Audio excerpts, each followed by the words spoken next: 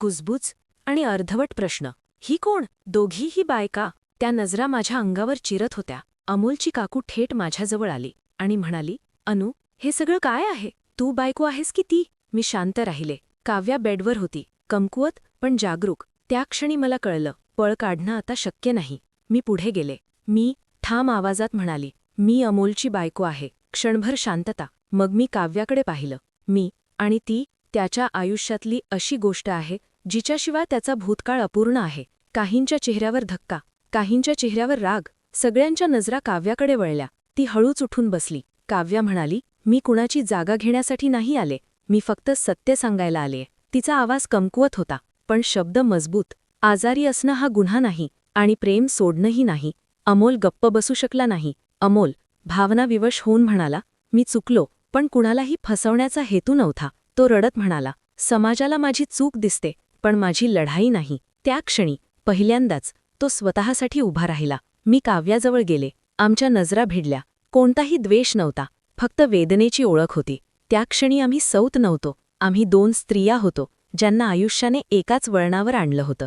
मी सगळ्यांकडे पाहिलं. मी म्हणाले, समाज काय म्हणेल यापेक्षा महत्त्वाचं आहे आपण स्वतःला काय म्हणतो. मी ठामपणे म्हणाले, ही लढाई लपवून नाही, सामोरून लढू. अमोलच्या डोळ्यात आश्चर्य होतं, काव्याच्या डोळ्यात पाणी. बाहेर पाऊस सुरू झाला. हॉस्पिटलच्या काचांवर थेंब पडत होते, जसं काही आयुष्य नव्याने लिहिलं जात होतं. हा सामना सौतांमध्ये नव्हता, हा सामना समाजाशी होता. समाज, आरोप आणि तुटणारा धीर. सत्य बाहेर आलं आणि त्याच क्षणी अफवांनी जन्म घेतला. हॉस्पिटलच्या बाहेर गोष्ट पसरली होती. कोणी म्हणत होतं, नवऱ्याने 2 लग्न केली. कोणी म्हणत होतं, बाळकांनाच काही कळत नाही. प्रत्येक शब्द माझ्या मनावर घाव घालत होता. फोन वाजू लागले. माझ्या माहेरून कॉल. आई म्हणाले, अनु, लोक काय बोलतायत कळतेय का? घरी ये, सगळं सोड. त्या शब्दांनी माझा धीर ढासळला. कधीकधी आपल्या माणसांचे शब्द सगळ्यात जास्त दुखावतात.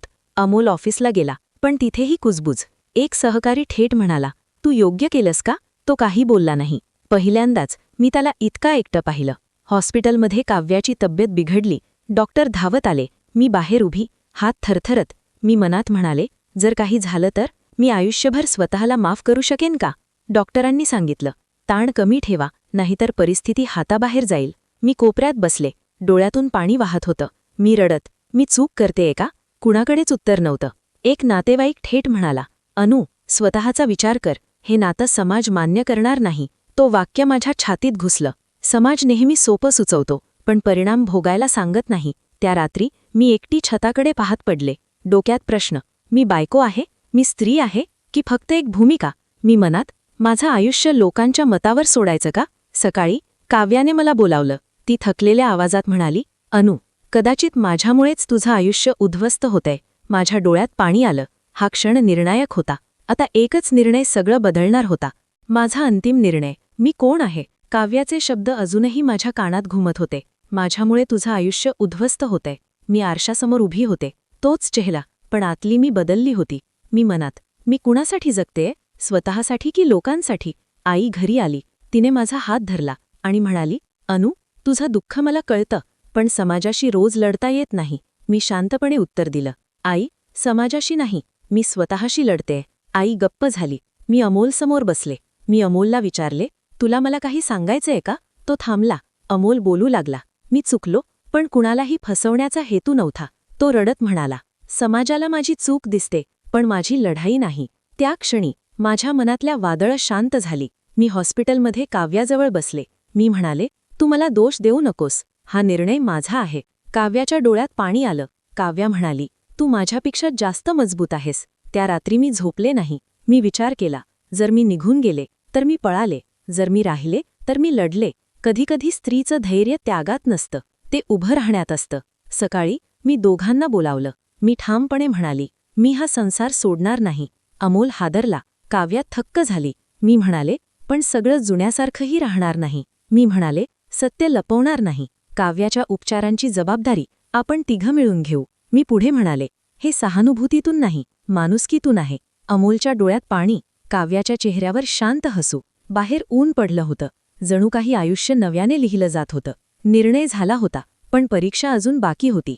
शेवट, माणुसकीचा विजय. काही निर्णय आयुष्य बदलतात आणि काही निर्णय आयुष्य शिकवतात.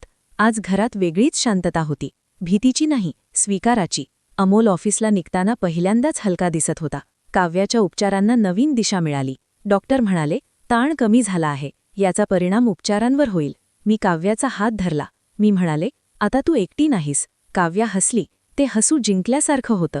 काही लोक अजूनही बोलत होते. काही नजरा अजून टोचत होत्या. पण फरक इतकाच होता. आता त्या नजरा माझा धीर तोडू शकत नव्हत्या. जेव्हा मन शांत होतं तेव्हा समाजाचा आवाज आपोआप कमी होतो. एक संध्याकाळी अमोल माझ्याशी बोलला, अनु, मी तुझ्यामुळे चांगला माणूस बनतोय. मी हसले. मी म्हणाले, नाही अमोल, तू स्वतःसाठी बदलतोयस. त्या क्षणी नातं नव्याने जन्माला आलं. काव्याने एक दिवस मला म्हटलं, आज मला माझी ओळख फक्त आजारी बाई म्हणून नको. मी तिच्या हातावर हात ठेवला. मी म्हणाले, तू एक मजबूत स्त्री आहेस आणि ते पुरेसे आहे. मी स्वतःशी बोलले, मी सौत नाही, मी त्यागाची मूर्ती नाही, मी कमजोरही नाही. मी फक्त माणूस आहे, ज्याने माणुसकी निवडली. एक दिवस हॉस्पिटलच्या गॅलरीत आम्ही तिघं उभे होतो. बाहेर सूर्य मावळत होता.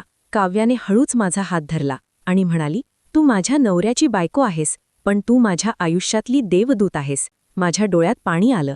नाती कायद्याने ठरत नाहीत, ती माणुसकीने जगली जातात. आणि माझ्या कधीकधी नवऱ्याची बायको हा शब्द द्वेषाचा नसून समजुतीचा होतो.